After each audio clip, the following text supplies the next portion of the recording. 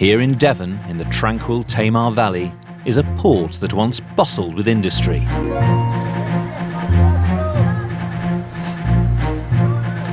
Overground, farmers supplied Britain's growing towns and cities with fresh produce.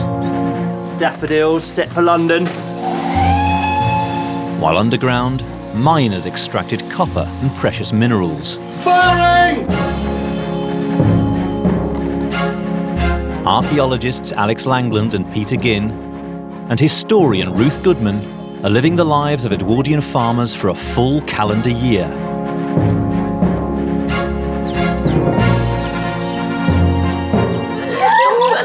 Look at that one there. It's so sweet.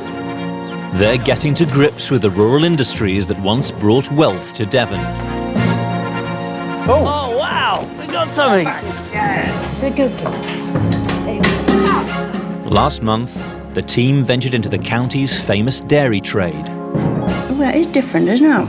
Well, we like it. Planted new crops in their arable field and cashed in on the valley's booming tourist industry.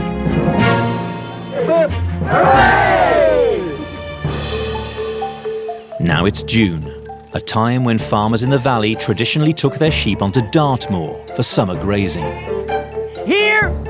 Come! Here the team will explore an ancient landscape. I have to say, on a day like today, this is one of the best jobs I've come across. Learn how to profit from Devon's once booming wool industry. I'm just finding this really nerve-wracking, actually. And old friends arrive on holiday. My goodness, you know how to arrive in style.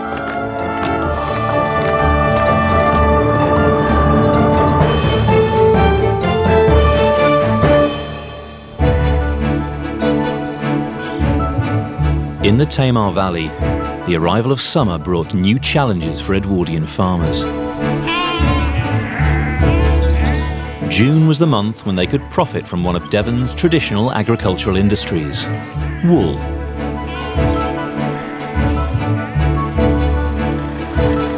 But this was also the time when farmers had to make use of any dry weather to harvest winter feed for their livestock.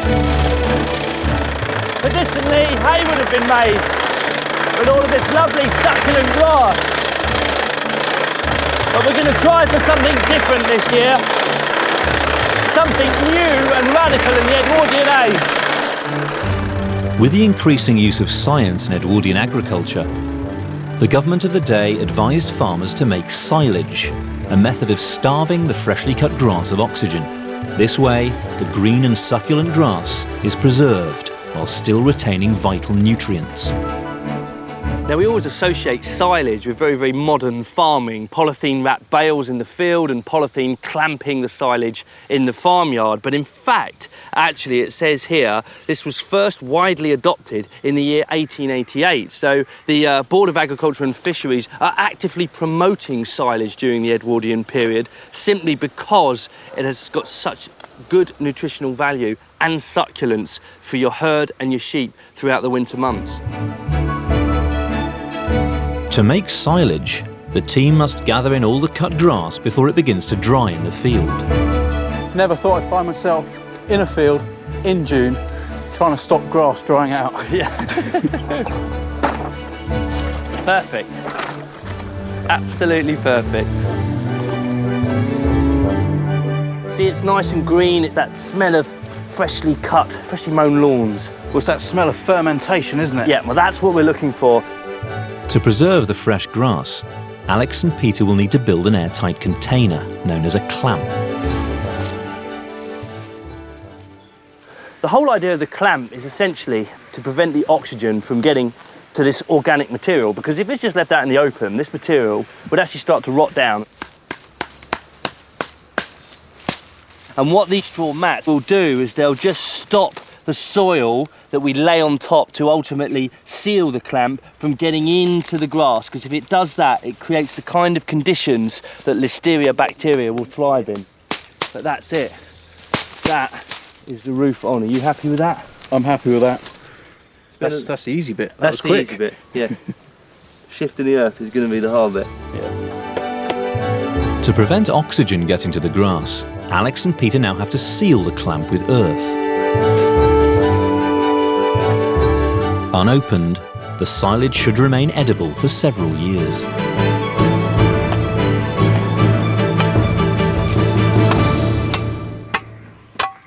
Well, there we go. Earth on, oxygen out, silage made. Yeah, and it should keep the sheep and the cattle here fed throughout the winter, so yeah, pleased to get this one out of the way. On the Edwardian farm, the team are reaping the benefits of the Tamar Valley's mild climate. Their oat and potato crops are thriving, looking set for a bumper harvest later in the summer. Yeah, super crop. But the warm weather isn't so welcome for the farm's flock of ewes. And now the sun's come out, the flies have come out. Yeah. Sheep suffer particularly from something called blowfly. They get in amongst the back end of those sheep. The larvae can actually start eating into the flesh of the sheep. It not only destroys the fleece, but of course the animal itself is severely traumatised, stops eating. Well, it can kill the sheep. In the worst case scenario, it can kill them. To try and escape the flies in the warm and humid valley, Alex and Peter have taken their sheep onto the highest grounds of the farm. But with a huge expanse of open moorland nearby, Edwardian farmers traditionally drove their flocks onto Dartmoor. It's fascinating, isn't it, though, the whole situation with the seasonal summer grazing of Dartmoor. It'd be a fantastic thing to go and explore, wouldn't it?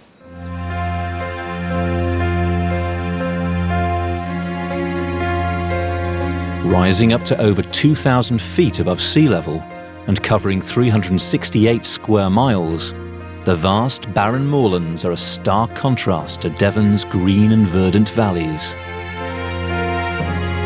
Dartmoor is a wilderness.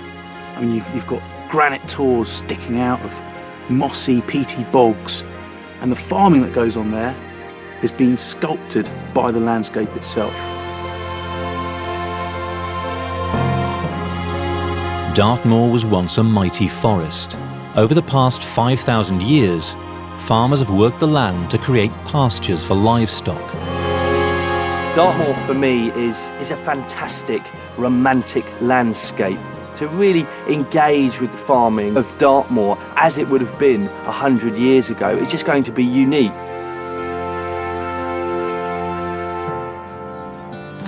Would you mind keeping the farm ticking over? Yeah, of course. The annual pilgrimage of sheep farmers to the moor meant that women were often left to look after the farms. Right, here we go.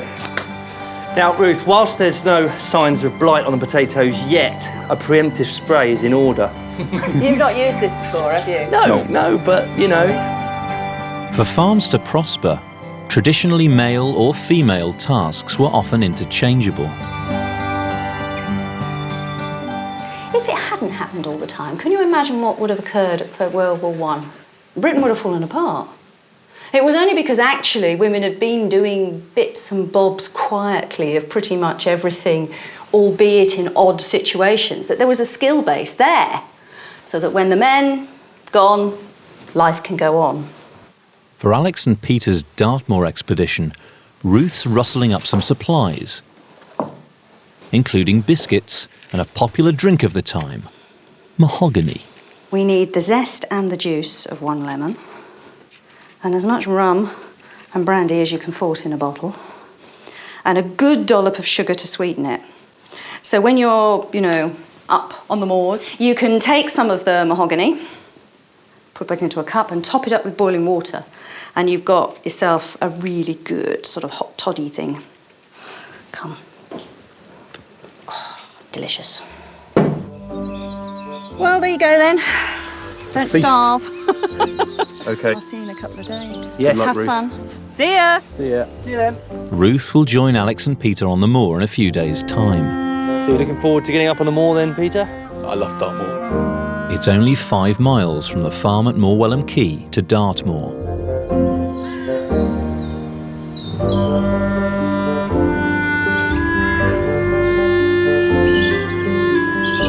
So we're nearly there yet. I've got my eyes on that mahogany wine.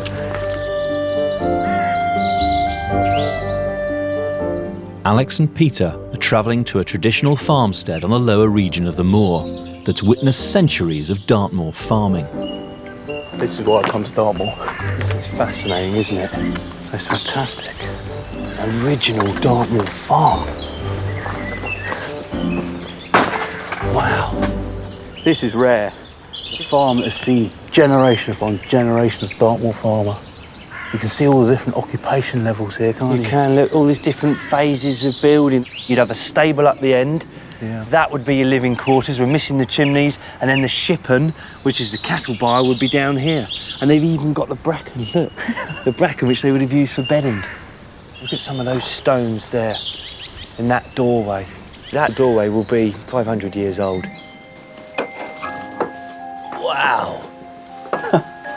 Wow, look at that. That cider press is huge. With your apple loft, Apple your loft on top, scratter yeah. box, your horse gin, your press. Well, this is as it would have been 100 years ago.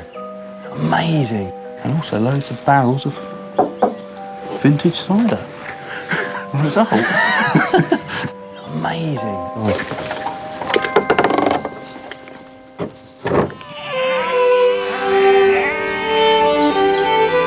The farm belongs to Colin Pearce, a sheep farmer who believes passionately in preserving the traditions of the moor. These are the sheep, one of England's oldest breeds of sheep. Right. Colin farms the white-faced Dartmoor, the native breed of sheep whose long wool fleeces once played a vital role in the economy of the moor. Well, this country, it's easy to forget that we built a nation on the wealth generated from the wool trade. We did.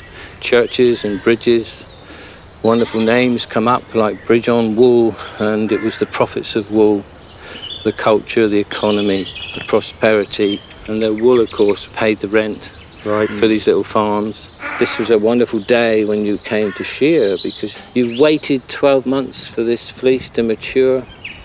Well, we look forward to helping out. Let's see if we can't throw a bit of fun into the bargain. By fun, do you mean competition? Yeah, I think so. I've surprisingly weak forearms, despite what people say, so I wouldn't mind being paired with the slightly better shearer. To teach Alex and Peter the craft of hand shearing, Colin has called in champion Devon blade shearer George Mudge and his son Andrew. I think that it tends to run in families. I mean, my father was a good shearer and all his brothers. Yeah. And of course now Andrew's good at it as well. Here we go then, there she is. Travelling from farm to farm, an Edwardian blade shearer would have hoped to remove a fleece in less than 5 minutes. You must be very careful, right, not to cut them. You've got to really know the contours of a sheep's body then. Absolutely. You've got a pair of blades here which are 6 inches long. Take your finger off. Yeah, you can take your finger off quite easily. And she's all right with this? She's not too traumatised by it? No, not at all. And I mean, generally speaking, of course, when the weather's hot, they're really glad to get it off. Right. So the way you're shearing here is essentially so that the fleece all comes off in one piece. It's a bit like when you're shaving, you have to keep the old skin tight. That's right, you have to sort of draw your face, don't you? That's it. To get the razor over it. Yeah. And the other thing that you should do when you're shearing, you should avoid, as near as possible, skin cuts and second cuts of the wool. Are hand shears still in use much around the world? In countries like South Africa, still about 65% of the sheep are shorn with the blade, the best blade shearers in the world. And they, like shearers everywhere, get paid on a headage basis. So the more they shear, the more they earn. And wherever people are shearing in the world, nobody wants to be the slowest. That's it. There she goes. Off she goes, a different animal actually, but it looks half the size, isn't virtually it? unrecognisable. Yeah. So that whole process took us, what, 5 minutes? Probably something like that, I suppose, yeah. Right, so how many do you think you could do in a day? Well, a good shearer with the hand shearers would do probably about 50 of these, I suppose. Right. I think 50 would be quite enough. I think 5 would be right. It's like a barber shop, isn't it? They're all lining up. He's looking at you, Peter. Better give him a magazine to read. Down in the valley, Ruth's been left to look after the farm's valuable potato crop, making sure that the plants don't get blight. So, lime, water, copper sulphate. Ruth's turned to the government advice leaflets to make Bordeaux mixture, a fungicide developed in France. The story goes that there was this French farmer who grew grapes, and one side of his vineyard was along the road, and people walking down the road were forever helping themselves to the grapes as they walked past, and he was getting fed up of this, so he thought, I know, I'll get the so-and-sos, I'll put something that tastes really foul on the grapes along that edge, and then they won't eat my ruddy grapes. And he presumably had these things knocking about in his farmyard, sprayed it on, and it did indeed stop the people nicking his grapes. But he also noticed at the end of the season that whilst the rest of his field had mildew problems, that row didn't. After devastating potato famines in the mid-19th century, Bordeaux mixture revolutionised arable farming. Quite a lot of crops suffer from problems from various mildews and fungi. The most important of which, of course, is potato and tomato blight, which just absolutely decimates. If it arrives on the wind in damp air, little spores, they touch the edge of a crop. Once you've got it on one crop, it's going to sweep through the rest of your crop in very, very short time. So keeping blight off was deeply important. Bordeaux mixture is a diluted solution of lime and copper sulphate. To get it onto the potatoes, Ruth will use a crop sprayer.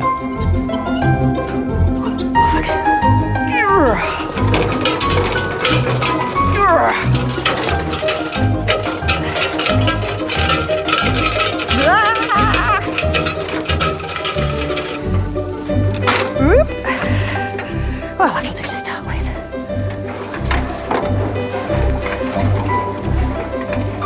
Now, oddly, this feels like women's work. I'm reminded of washing dollies and barrel churns.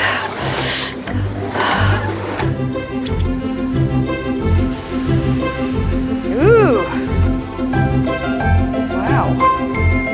It really works, this. I'm quite impressed. I wonder how long I've got before it runs out of oomph.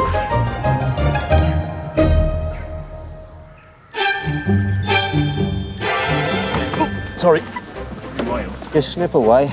On the Dartmoor farm, it's Alex and Peter's turn to shear, and they're getting competitive. Are you dancing over there, Peter? Yeah, Come shear with me. something for the weekend. I'm just finding this really nerve-wracking, actually. You can sense my anxiety. It's all about handling the animal. And, well, I've got the feistiest sheep. She's doing very well. The sheep's behaving herself as well, which is a surprise. she must feel safe. Whoopsie, hang on, we've got a little bit left. Back here, sheep. There, job done. Job done. It's taken Peter 20 minutes to shear his sheep. Alex, Yep. you got the time there? Oh, just a minute. I just don't want to lose concentration at the last minute. Up she comes. Brilliant. There she goes. Brilliant, Alex. Cheers. Well done. Andrew, thank you very much for that. God, that is knackering. Shearers are not only judged on their speed, but on the quality of the fleece.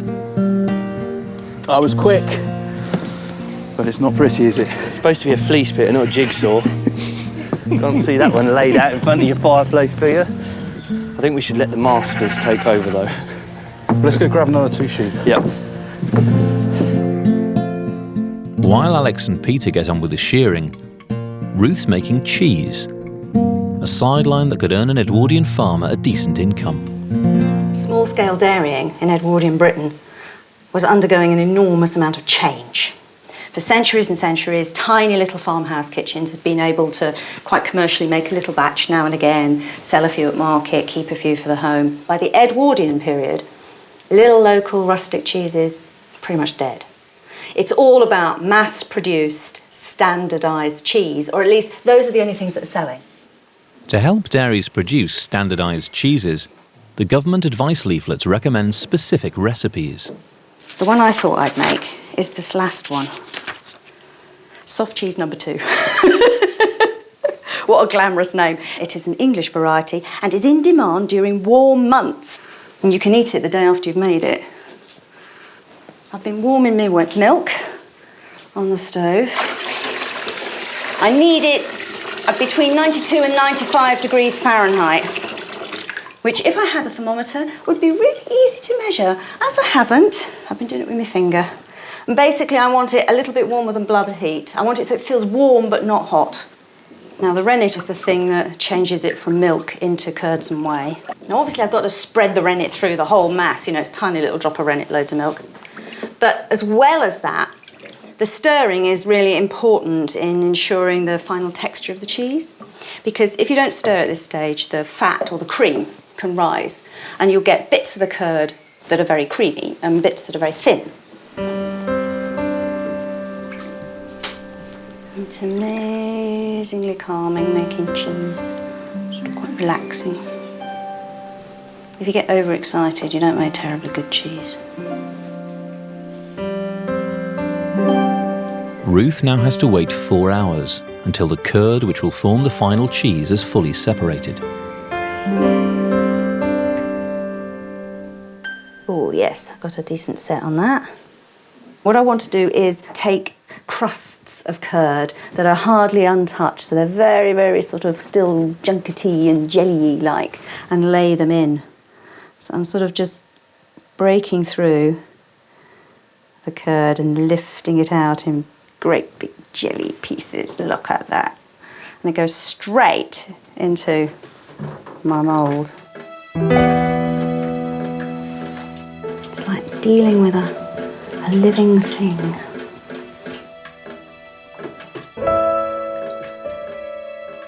All the remaining liquid whey drains into buckets beneath the mould. But that's going to sink. As the whey comes out, the curd is going to slowly collapse down.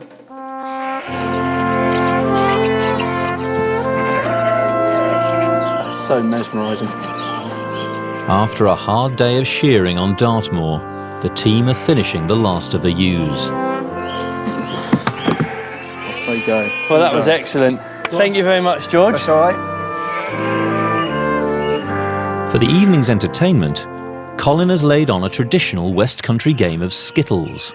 I'd just like to thank the team and all the hard work done by the shearers, the skill that goes into it, for looking after my sheep, and for making it a perfect day. Cheers, lads. Yeah. Cheers. Cheers. Cheers.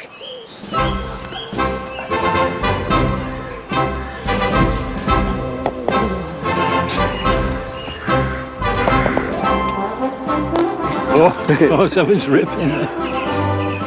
Oh no! Who's in next in it? Oh, I think I better stick to shearing. Oh, yeah, that's better.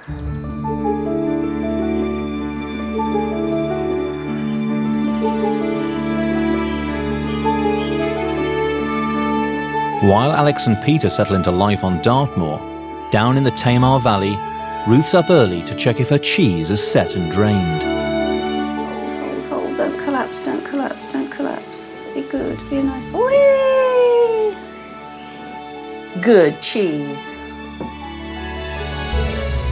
Oh no, don't go wrong. Oh!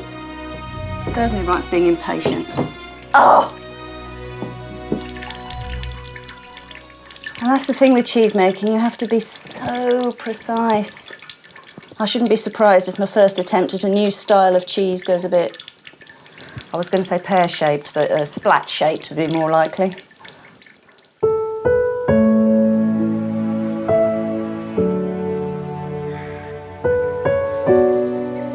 It's mid-June, and on Dartmoor, with the shearing season in full swing, this was the time when Edwardian farmers finally cashed in on their flock's valuable fleeces.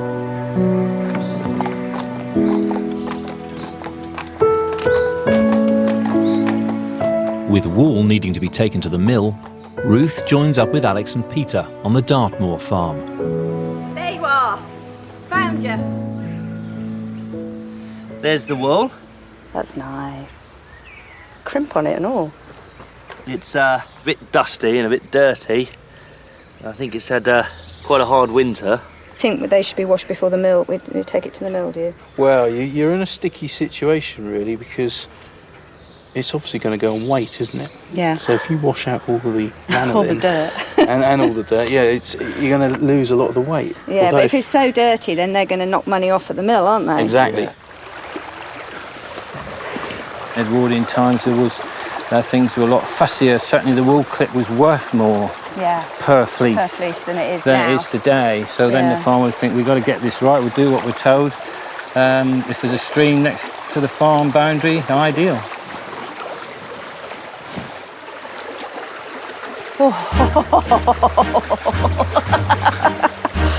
I'm going to just have to get the petticoat wet. Keep your fleece tucked in there, else you're going to lose bits of it. Oh, yeah, it's a bit escaping. Come back here, you.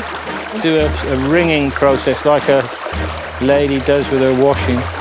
Keep folding it in, yeah. Great big piece of black bramble there. I have to say, on a day like today, this is one of the best jobs I've come across. And no wonder the sheep are glad to get rid of that. The irritation from that on its back. Yeah. That's why they very often, as the mongrels do, get on their back and have a good old itch. Right. Because they're still feeling that sore on their back.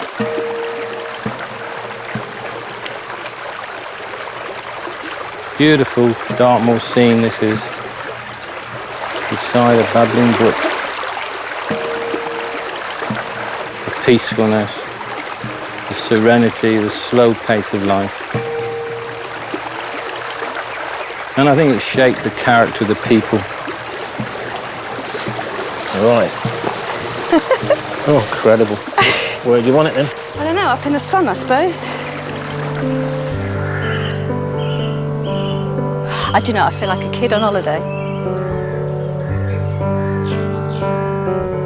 High above the lowland farms on Dartmoor is the vast expanse of open moorland where, for centuries, local farmers have had common rights to graze their livestock.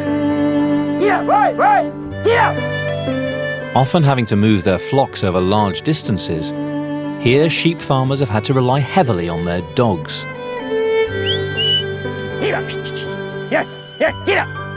Eager to understand how this relationship between man and dog works, Alex and Peter have come to meet lifelong Dartmoor shepherd Kenny Watson and his border collies, Wag and Roy. Sit down there. Sit down. So how do you tell the dogs to go left and right? They've got their sides, what we call their sides, their commands, right? Like, right-handed is, where? And of course, that's always their right, not your right. Always. And if you want him to come left, come, come, come. There he goes, Come. left, round he goes. And like, quite an important one on the moor is look back. Because sometimes Right. they'll come in under hill and their sheep will come away and you'll see 2 or 3 moving behind, like, you know. Behind the dogs? Behind the dog. Go back! Yeah. Go back! So they've gone off to look for the sheep. You've told them there are sheep up there somewhere. They think there's something back there. Well, I'm looking forward to seeing how you get on with our extremely small pen in this extremely large field. Well, I'll do my best. Okay. Here, let it. Get out! Where? It's real precision work, isn't it? Yeah. We don't think of sheepdog work as a craft, but it is. She's the real feisty one. I don't. No. Here we go, last one. Sit down. Sit down. Brilliant. And is there a trick to this at all? I think the biggest advantage is to be a farmer, to know how to handle the sheep, to know when to move the dog, to stop them at the right time. But did the dogs enjoy themselves? Oh, they're always happy to work. Yeah. Always happy to work. I'd rather have 1 dog than 10 men. They know the place, they know the sheep, they're so quick and that. I couldn't manage without them.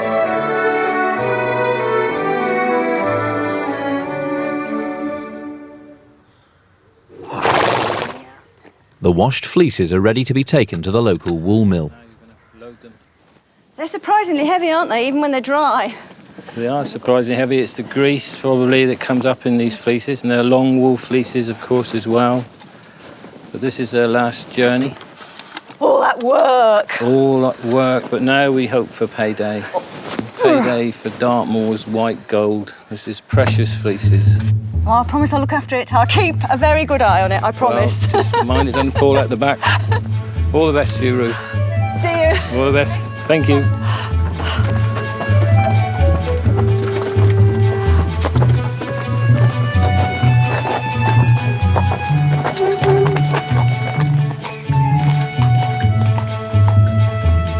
Ruth has arranged to deliver the fleeces to Peter Fisher at Cold Harbour Mill.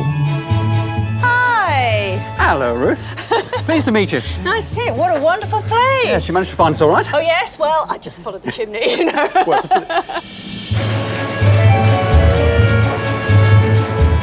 Now a working museum, in the early 1900s, Cold Harbour Mill was at the forefront of Devon's woolen industry. It established the company Fox Brothers & Co. as a renowned global exporter of woolen goods, including puttees for the armed forces. So this is what this mill was making, the yarn for these? They were, yes. I mean, obviously all the British regiments and Commonwealth countries, as well, Empire countries as it were then. And then later on, even the Germans had them. Really? Yes. Devon wool. I think that's really quite rather nice, isn't it? Devon wool all over the world. Using water power to drive its heavy machines, the mechanised mill turned fleeces into high-quality yarn. Right, Ruth, well, here's your fleece going into the hopper. Righty-ho. To remove any remaining dirt and to separate the fibres, the wool is fed through a carding machine. Fleece is just gradually drawn in. Yeah.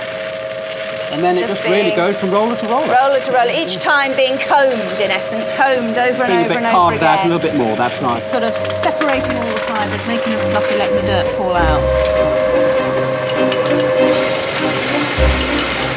Oh, well, I can see it coming out the far end. That's right. It looks so different, it gradually works its way around to the other end, yep. Yeah. See the difference. All sort of knotty and tight up, and this is all sort of fluffy and organised.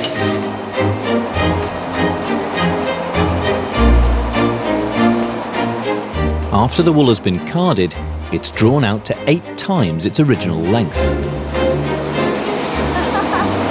Being drawn out through the roller, and as it comes down the flying arm, a little bit of twist is put into it. Right, so we've got sort of like fat, fluffy string at this place. That's right, that's called the slubbing.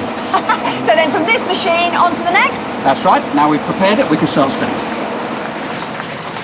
In the spinning process, the wool is twisted and drawn out to create a thinner yarn. So these are off the last machine, the big fluffy string. Yep, here's our slubbings on the top, drawn out between the 2 sets of rollers, but of course much more twist being put into it now. Yeah, I can see they're spinning really much faster.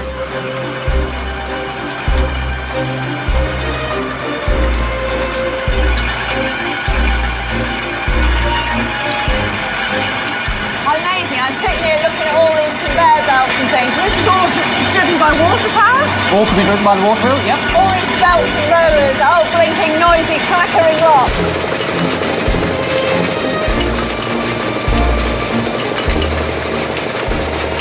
So these are the threads that have already been spun, but I mean, they're pretty useless in that state, aren't they? If you take the tension off, if I just sort of open a bit up, you can see it wants to sort of go all knotty and kinky. To produce a knitting yarn, 3 threads are folded together on a twisting frame. So all the twist in that goes one way. That's right. And then this, when you put it on here, yep, spins the other way. And they sort of lock each other in position. Just the same as making ropes. So that's the finish yarn. So if you see if I untwist it, you can see there it is, 3 completely separate bits of stuff. And you can sort of see in my fingers, they're wanting to knot. As soon as they're untwisted, they're wanting to go into horrible little knots. Let the twists go back in, and it's perfectly comfortable. I just really like this about, you know, textiles. It's just so clever. It's really simple but clever, isn't it? I mean, it's the basis of everything. String, rope, textiles, clothes. You know, suspension bridges are built using this technology, aren't they? With wire, that's right.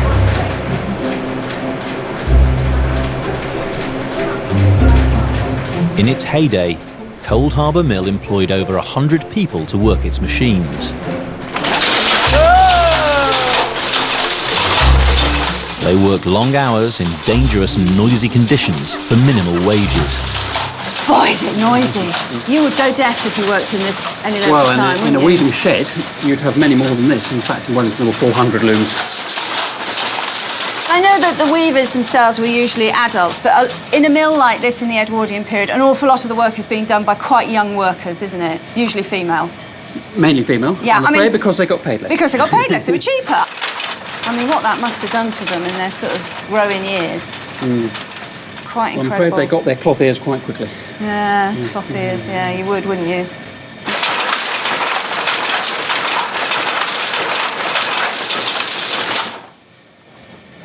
Thank you so much. This has been so interesting. You know, it's really nice seeing, you know, the fleeces going through the whole process, seeing what they become. Yes. All those sheep, all that grass, all that sunshine. Well, hopefully it makes this story a little bit more understandable. Devon's wool industry not only brought wealth to the county, but it's also shaped its landscape. On Dartmoor, where fresh grass struggles to grow beneath gorse and heather, farmers have created fresh pastures for their flocks by the ancient practice of swaling. What exactly is swaling? Well, it's a very simple practice. It's a practice of burning off old vegetation to create young grass. Right, so they burnt back this area. That's right, and you can see some black sticks here, which were probably the gorse remaining. Goes back to just a tradition that was forever. Sway means to yield. Ling comes from the heather. It's a Norse word. So a practice which might have just been a Norseman that rubbed a couple of flints together, realised he could burn them more and it would sweeten up.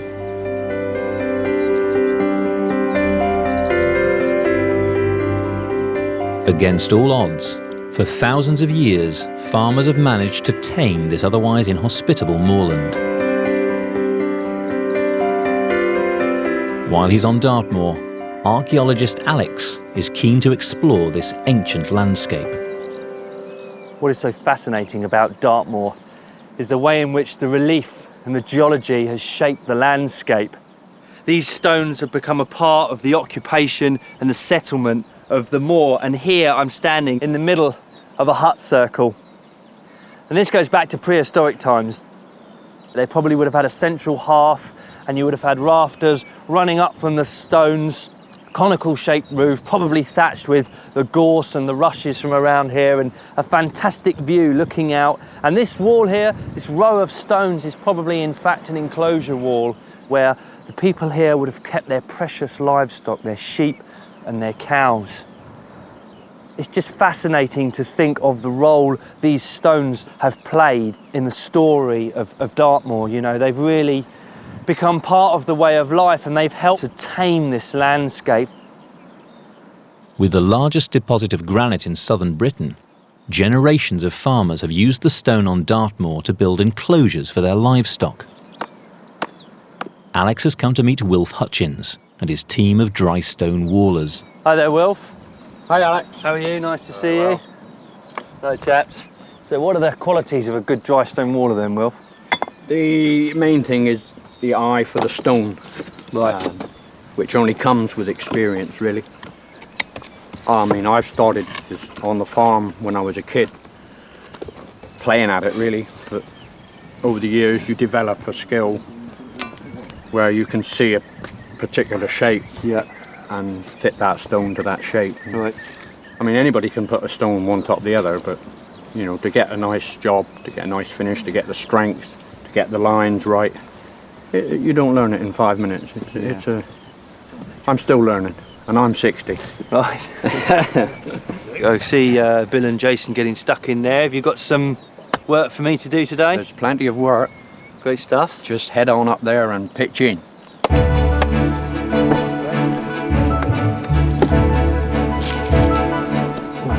a bit wobbly. A bit wobbly?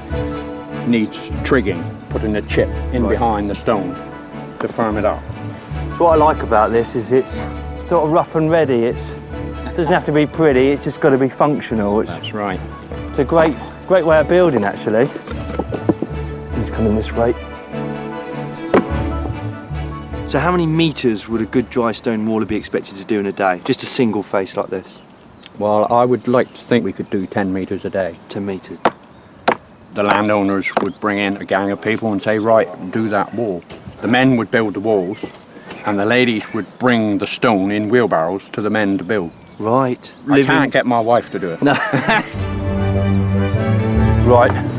What about that? That's the perfect. Watch your fingers. Dry stone walls vary hugely from region to region. Something like that, or is that's a bit too high there, isn't it? Too high, yeah. Some walls are easier to build than others, depending on the size, shape and type of local stone. With the flatter stone, obviously, you don't need the chips, the trigs in behind. But with the rounder ones, obviously, it's just a balancing act. Of course, they didn't have safety specs back in the Edwardian days, did they? It needs a bit more off there. Right. Well, it's looking nice, isn't it, that is?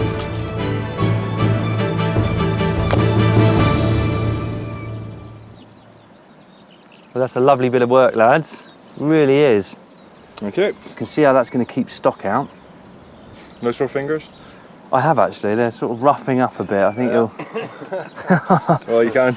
No black nails, it has to be said. No, you'll be all right. But, no, it's been great. It's been a great day, so thanks ever so much for having me up here. I feel I've learned something. I'm going to go home now and have a play in my own back garden.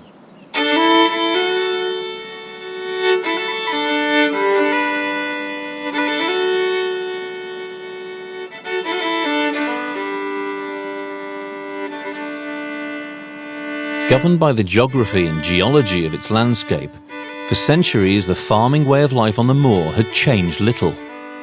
But by the early 20th century, a new industry on Dartmoor had emerged.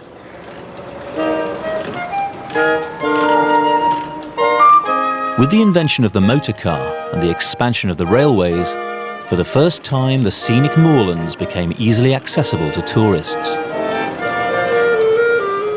Driven by vintage car owner Ivan Jones, Shropshire landowner Rupert Acton has come to Dartmoor on holiday with his wife Louise and daughter Florence. There they are! And he's eager to meet up with his old tenant farmers. Hello! Fantastic. My goodness, you know how to arrive in style. Hello. Rupert is following in the footsteps of his Edwardian ancestors, who regularly came to Devon on holiday and were among the first in their county to own a motor car. Well, it's sort of like a beast of a thing, isn't it? It's a machine, madam. A machine? It's a Rolls-Royce Silver Ghost with coachwork by Barker. You bought a Rolls-Royce for about £1,100, right? Which was an awful lot of money. Big money at that date, yeah. About 10 years' wages for somebody like yourself. And then you pay £500 or £600 to have Barker's build your coachwork to your specification. Oh, look, it's even pretty in there. The noise is so quiet. It's almost like hearing a milk float when you're travelling the back. Really? When it pulls away. You don't hear the engine at all.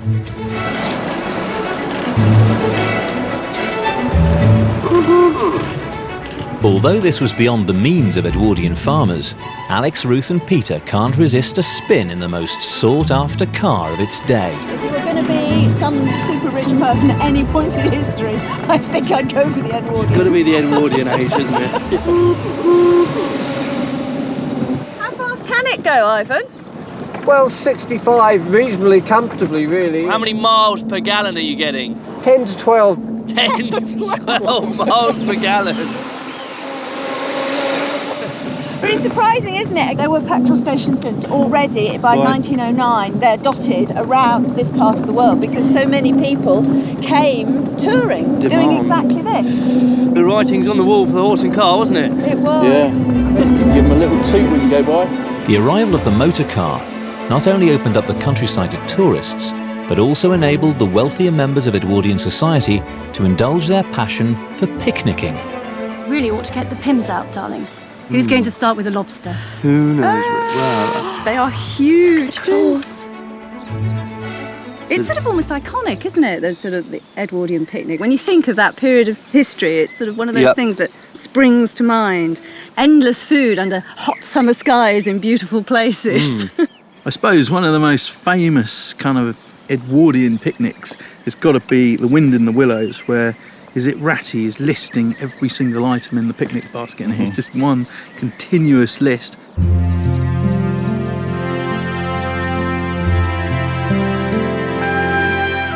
Inspired by authors like Kenneth Grahame, the Edwardian picnic was part of a newly romanticised view of the British countryside.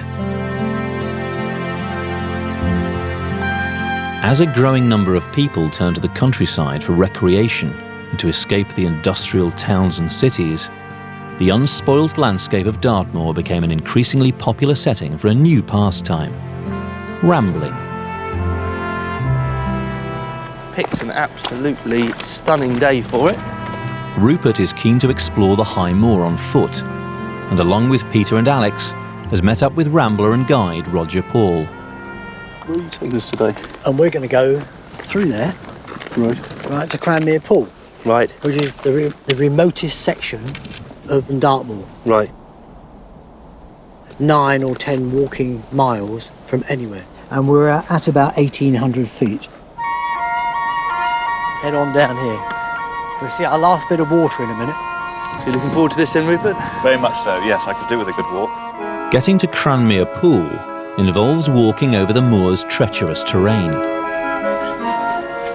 See, now this is where we're getting this slightly heavy going, because we're going down in these dips and up again. The peat-rich ground on Dartmoor acts as a giant sponge, absorbing over 100 inches of rain every year. The whole land is moving, isn't it? Now you imagine in the winter, this goes up and down like a yo-yo. Right. And you've only got to stop and look at this lot. Yep. When you think, there, look. Oh, wow. You know, and you'll go right down. But this is all right at the moment because it's dry. If you do get stuck, is there a particular method of getting out of the mud? So if you just lay down flat. Yeah. And exactly. And if you had a haversack on, you could chuck that in front of you. So you'd vest on there, then you just crawl yourself out. Right. Pull yourself out. I've only ever done it once. Of course, the other option is just walk behind someone. Yeah. I've noticed you doing that, Peter. Yeah. Mix, actually. Oh, blimey. Oh, hang on. I'm not going to do that. After an hour's walk, the team finally arrive at Cranmere Pool, a destination that once challenged even the most intrepid Edwardian. So this is it? So this is it, Cranmere Pool. Let's see if we can open this box. Although the water at Cranmere Pool had long since gone, this lonely, bleak spot on the moor still pulled in the visitors. In 1854, it had become the birthplace of letterboxing, an orienteering pursuit that's now popular around the world. They would have put a postcard in here, addressed to themselves or somebody in the family. Right. And they would have relied on somebody else to come along, pick the postcard up and post it off. Proof that you'd been to Cranmere Pool, which at that time, as is now, is one of the sort of the remotest spots in the UK. So there's your book to sign in as a visitor. Right, okay. So that's your logbook, is it? There's your logbook. There's your stamp. Prove you've been here. You've got some postcards in, have you? I possibly. Send it to Ruth. Okay then. So we can prove to her we weren't at the pub all afternoon. Send some sandwiches. Just about make that out. And would they have had to have waited long for that postcard to arrive at home? Well, I would have said comparatively not, because if you look in the first year that the book was put in the tin, which was 1905, there was something like between 600 and 700 visitors in the first year. Right. And within 3 years, that had risen to nearly 2,000 visitors. Wow. And there is a record, I think in the very first year, within a couple of months, of a Frenchman signing in and putting a postcard in to himself back in France. Right, there we go then. Put these in there. And then the next visitor to here should post them for us. Let's hope. Fingers crossed. Yeah. Are you going to guide us back? Or are we on our He's own? going to see what we've learned. No, you see what you learned. Is there a quicker way home?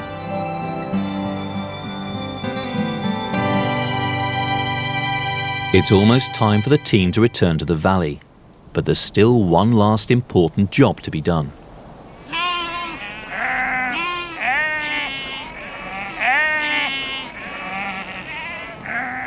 When the shearing season was over, the white tide of Dartmoor began. Once, hundreds of lowland sheep farmers would have driven their flocks onto the highest pastures of the moor for summer grazing, an annual pilgrimage dating back to the Middle Ages. Here! Here! Come! Come! With the help of Kenny and his dogs Wag and Roy, Alex and Peter have joined the last farmers to still carry on this tradition. Patrick Coker and his family. The family have been coming up here, I understand, from about 1850. Really? Yeah, it's a very long time. And we just keep up this tradition, but unfortunately I think we're about the only family left that are doing it. Really? Yeah. Because you do this every year, some of these sheep know where they're going. They know exactly where they're going. As soon as you come up that lane, they come straight out here. It's their summer holiday, really.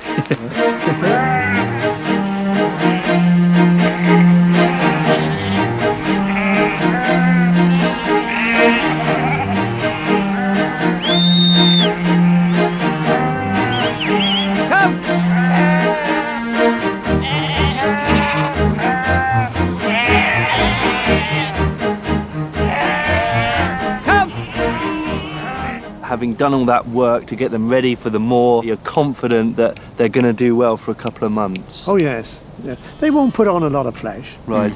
but they'll be healthy. That's the Right. main thing. They lose that hardiness if you don't put them there year after year. And we can get on with a few other jobs, haymaking, silaging. Yeah. And it gives the farmer rest really as well, that's the other thing. Right.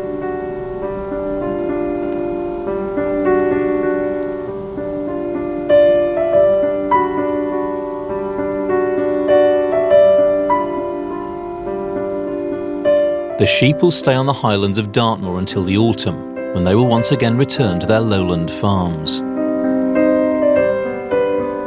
Putting your sheep on Dartmoor doesn't mean you can forget about them. So if you're a shepherd and you had a flock, you'd certainly want to spend a bit of time up here with them. Make sure they've settled in, make sure they're not getting into trouble. And it's an absolutely stunning location. The sun setting, the moon rising, and the expanse of ancient Dartmoor.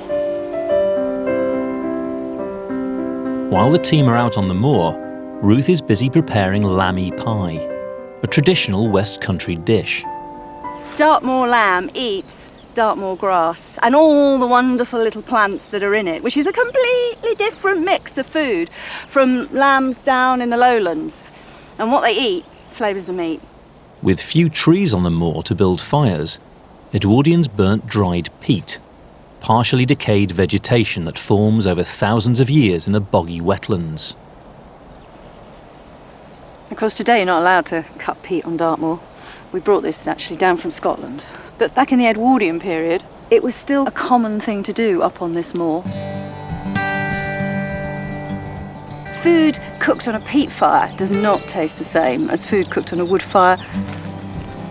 I think nowadays people think, that all the flavour in food comes from the ingredients. Well, this is an ingredient too. I do like the smell of peat. Of course, the thing it really smells of is whiskey. Or at least that smoky flavour you get with whiskey. I'm going to make the pastry. Not with butter, not with lard, not with any of the usual fats. I'm going to make it with clotted cream. Cream absorbs flavour. If you put cream or milk open in your fridge next to something else, it absorbs. So if you had an onion or a garlic or a lemon in your fridge, all those flavours get taken on by the milk and cream. So as you can imagine, it takes peat smoke smell really well. And Edwardian visitors, those in the know, would really look out for a cream tea on Dartmoor. because a cream tea on Dartmoor meant that the Cree would actually be produced over a little low-peaked fire.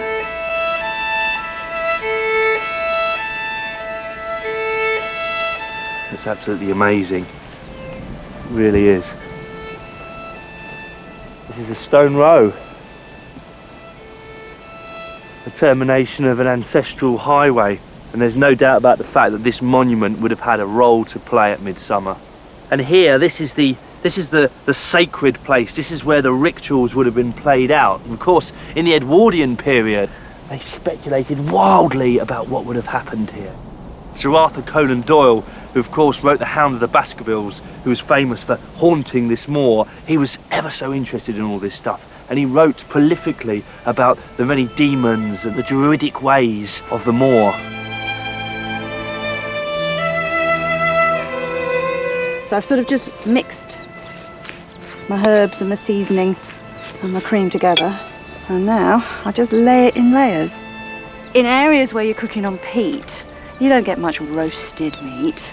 You get an awful lot of slow, simmered pot stews. Think Irish stew. That sort of long, slow, gentle cooking. Our regional cooking is the sort of memory of regional farming and regional fuel.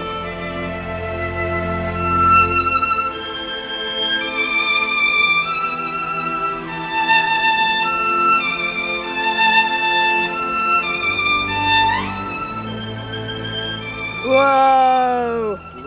Wow. That is fab. Was part of that slice. Hot.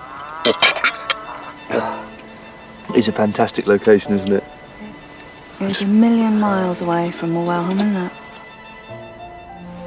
I think the stone row and the standing stone there is the most interesting thing for me, because Conan Doyle's story, Hugo de Baskerville, he's got his eye on this young maid down in the village, and you know, he wants to have her for his own. So what he does is he kidnaps her and he locks her in the tower.